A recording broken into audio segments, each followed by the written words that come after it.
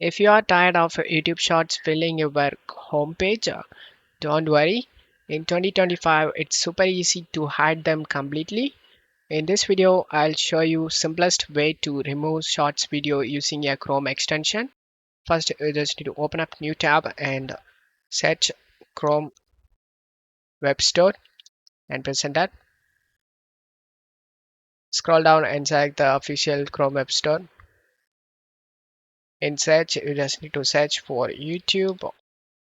Answer for YouTube, select the extension and select add to Chrome option and select add extension.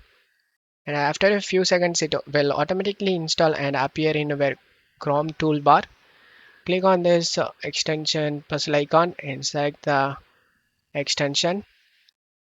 Now you just need to scroll down and find hide shorts. Just check mark this box and now go to YouTube page and just reload the page.